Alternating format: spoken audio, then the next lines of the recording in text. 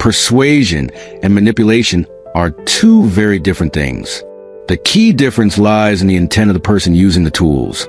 Because let's face it, the tools themselves are the same. This video is super important because there are hundreds of thousands of people out there being affected by manipulation. Why? Because the first condition for manipulation to happen is that there's a manipulator with a goal in mind and a target who either doesn't realize they're being pulled into someone else's shady intentions, or maybe they do, but they have no idea how to break free. Today, on the Behavior Decoder, we're going to break down how manipulation actually works. But first, good morning, good afternoon, or good evening to all our fellow truth seekers out there who come to this channel looking to level up their understanding of human communication. Today we'll be looking at manipulation in religious environments. Now, this doesn't mean all religions or everyone representing them have manipulative intentions. Not at all. But one thing's for sure, religion can be a setting where this harmful practice shows up all too often. So here's a question that sets the stage. How is it possible that manipulation happens in certain religious institutions in ways that seriously impact people's lives? To understand how manipulation or persuasion works, we first need to break down how decision-making happens in our brain. Some authors have tackled this topic, and there's one book in particular I really recommend, Thinking, Fast and Slow by Daniel Kahneman. It's an awesome book that explains exactly what I'm going to give you in a nutshell here, because the goal of this video is to give you a practical intro you can actually use. If you want to keep diving into content like this, where we unpack these topics and many others, go ahead and hit that subscribe button. Drop us a like, it really helps us keep creating the best content for you. And of course, leave us your thoughts, stories, or questions in the comments. Our brain, our mind, makes decisions in two very different ways. One is conscious and the other is unconscious. When we make conscious decisions, that happens in what's called the prefrontal cortex. Basically, it's the outermost part of our brain, and it's the one in charge of making rational choices. For example, say you have to travel from New York to Paris. You say, let me check my options. So, you start looking into different airlines, prices, flight times. Then you make a rational decision, picking the option that best fits your budget, your schedule, and so on. Now, what would be an unconscious decision? Something like how you get to work every day from your house. Why is that unconscious? Because you've done it so many times, you don't even think about it anymore. Your brain already knows the best and most familiar options, and it's your unconscious mind that makes the call. This probably happens with your everyday choices, like the clothes you wear. Most people already have a go-to idea of what to wear to work. Maybe one day you say, oh, wait, I got that big client meeting today. I need to dress a certain way. But most days, odds are, you're dressing pretty much on autopilot, without giving it a second thought. Humans tend to repeat behavioral patterns. Think of them like mental maps we build over the years, as we go through similar situations or routines over and over again. These behavior patterns are carried out unconsciously. They're tools that help us skip the whole rational decision-making process every single time we do something. Put another way, behavioral patterns are how we save mental energy, handing off the task to our unconscious mind. And this process is so unconscious, we don't even realize our subconscious is the one calling the shots. These same behavior patterns are what we try to figure out when we do criminal profiling or when we analyze someone's behavior. That's why profilers know it's not just about reading facial expressions or gestures. It's about identifying a person's specific behavioral pattern and comparing it to the context, their environment, and all the variables involved in unconscious behavioral processes. But this door, this little opening, can actually become a point of vulnerability, an opportunity for someone to manipulate us or, at the very least, persuade us into something. Let's break down how this process works a bit more closely. The first thing we need to understand is how we humans operate. There's something known as a behavior triad. Think, feel, act. On top of that, pretty much all humans from an anthropological or species level perspective start forming behavioral habits over time, which eventually turn into behavioral patterns. Why does this happen? Basically, because if we had to go through a full rational decision-making process every time we had to pick what to wear or choose a route to work, just name two very basic examples, we'd not only always be running late, but we'd waste a ton of time. That's why, just like we form habits for what we consider minor things, we also develop ideas, beliefs, or worldviews. These are what we call paradigms. This makes the think-feel-act triad work pretty efficiently for us. In other words, we think based on something we've internalized as a behavioral pattern, then we feel something based on that thought, and finally we act accordingly. All of this is part of a bigger, more complex process. One we'll dive into more deeply in another video. But for now, to explain how manipulation works, it's important to understand that the vast majority of decisions we make every day, no matter the context, are driven by our unconscious mind. Later, our rational brain will come up with whatever excuses or justifications we need to make us feel better about what we thought, felt, and did. Bottom line, we usually go with whatever option involves the least mental effort. That's why we tend to look for quick, convenient explanations. And it's exactly these unconscious decisions that manipulation and persuasion target. These tools specifically speak to the limbic system, a group of brain structures responsible for processing emotions and motivation, which heavily influences behaviors related to survival, like eating, running away, fighting, or mating.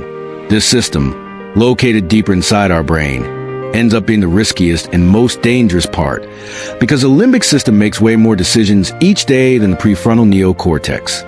We make far more unconscious decisions than conscious ones. Of course, there are some religions that latch onto this and start using these tools I'm about to tell you about, which end up directly impacting the folks present. The first concept that some religions grasp quite well is the law of intellectual diminishment. Whenever a bunch of people are in the same place, sharing the same emotion and vibe, there's a drop in their rational thinking and a spike in their emotional responses. This happens all the time in various settings.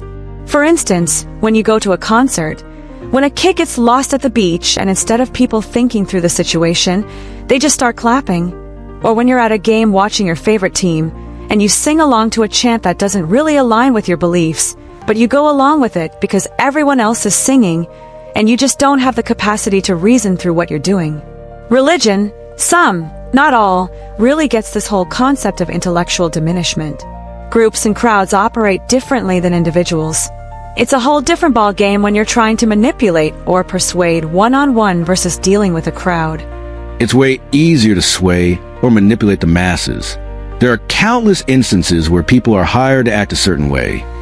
This is also a form of manipulation. This also happens with some so-called prosperity gurus who sell you courses from Dubai, or so they claim. For some folks, just hearing the word Dubai piques their interest since it's associated with luxury and wealth. So they try to sell you $500 courses, claiming these will change your life and teach you the ultimate, amazing, fundamental, incredible, phenomenal formula for success. They'll tell you that thanks to our $5,000 course, you'll be happy, rich, and living in Dubai. And many will rush to buy these courses, and at the events themselves, they'll say, "Oh, I want to do this," and they'll get up and act. Why? Because they know that when one person makes a decision in that moment, it heavily influences the others present. And since they're more emotionally charged, the likelihood of someone else wanting to mimic that behavior is sky high. Many times, certain churches hire people to act in specific ways to influence the behavior of the majority and the masses. You need to keep a sharp eye out for this. It's known as the social proof cognitive bias. To illustrate how this can sometimes be manipulation and other times just persuasion, consider the scenarios I mentioned earlier involving some churches or pseudo-organizations that sell you eternal happiness. Clearly, that's manipulation. On the flip side, take some product selling platforms, for example. They'll display how many times a product has been purchased or showcase those famous reviews, comments from people who've experienced the product or service. Most of us rely on these to gauge the reliability of what's being offered. But unlike the previous case, even though the underlying tactic is the same, building trust and credibility, the intention isn't to deceive you by hiring folks to act a certain way. If someone has sold over 1,000 units, it's natural for you to feel more confident in that product. That's not inherently wrong. What's wrong is when someone pays to fabricate that trust. That's the crucial difference, and it's why it's so important for you to understand and discern. Are they persuading me, or are they manipulating me? Do you see that it's not the same thing? One of the standout tools that often accompanies this social proof cognitive bias is music. There's always that soft piano in the background that tugs at your heartstrings, making people tear up and sinking everyone's emotions. Why? Because it's easier to hurt people that way. So, when a manipulator has everyone emotionally aligned, it's a breeze to lower their defenses. And if on top of that, they hire someone to pretend they're paralyzed and then miraculously stand up because Christ healed them, well, that's a whole other level. These are complex situations, and often, people don't even realize it's happening. They don't notice they're emotionally in sync, nor do they pick up on the background music or anything like that. Why? Because it's all targeting the subconscious. That's why it's so dangerous, and why I need you to learn to distinguish between manipulation and persuasion. And what happens after the music plays, and everyone's emotionally in tune, experiencing that intellectual diminishment. They start to cry, many do, and guess what? Crying, like laughter, is contagious. That's because something in our brains called mirror neurons kicks in. It's the same reason why, if I yawn now or burst out laughing, you'll likely do the same. There have been behavioral experiments where someone starts laughing hysterically on a subway, and within minutes, everyone else is laughing too, without even knowing why. The same thing happens when someone is crying and you feel empathy toward them. Who knows, that same emotion might be affecting you too, and it ends up rubbing off. Now imagine a place packed with people, all cry in sync with the same background music. Notice how vulnerable those people become. They're so immersed that none of them can pause to think critically. In that moment, the person in authority standing before them has them eating out of the palm of their hand. Another heavily used bias is a congruence bias. As humans, we always want to act consistently with what we've said in the past. Leaders in these churches often say things like, "All right, everyone who feels this way, raise your hand." I won't specify to avoid targeting anyone. You know what I mean. For example, they might say, "Repeat after me," and everyone echoes the same words. Then what happens when you leave or when someone asks you to do something in that same setting? You want to stay consistent with what you said out loud, so you go along with it. See how that's a form of manipulation? In this case, they get you to say that beforehand, making it tough later on to act differently from what you previously stated. It's not about reasoning, it's about the emotional pull from the limbic system, pushing you to align your actions with your past words, because doing otherwise takes a lot of effort. You think, "But I said I believed in this out loud before. Now I can't backtrack or refuse what they're asking because that would mean contradicting myself, and I don't like that." That's the process your unconscious mind goes through. Also, be mindful of these public declarations people make. They might feel bad later if they don't follow through exactly as they previously stated. Lastly, pay close attention to the significant increase in paraverbal cues. When you start listening to these kinds of interventions, these church leaders, some churches, typically begin with a low tone, a soft volume, a normal pitch. Then suddenly at certain moments, combined with the crying, the music, the need for consistency, and everything else we discussed, they start raising their voices, becoming more and more passionate, saying things like, "So we all together are going to move forward and achieve it." And suddenly, you realize there's this authority figure shouting at you, making you feel small, and you just want to be part of the group. But there's someone who seems to hold a truth you don't have, someone who will lead you to achieve what you so deeply desire. Why? Because this person truly commands attention and is steering the group. Be very careful. Again, this isn't meant to target any specific religion. We're just trying to help you understand that persuasion and manipulation are present in many areas of our lives. Sometimes, they can emotionally break us because we don't understand why, but we feel bad, utterly let down, and in many cases, we end up being financially scammed. Try to learn a bit more about the human brain and how decision-making processes work. It's really complex if you don't realize that you have these two brains, each making decisions separately. But often, when emotions take over, you need to step back. Remember these kinds of things I'm explaining in this video and others. Remember, understanding how our mind works is the first step to avoiding manipulation. If you found this content helpful, subscribe and join us on this journey of self-awareness and reflection.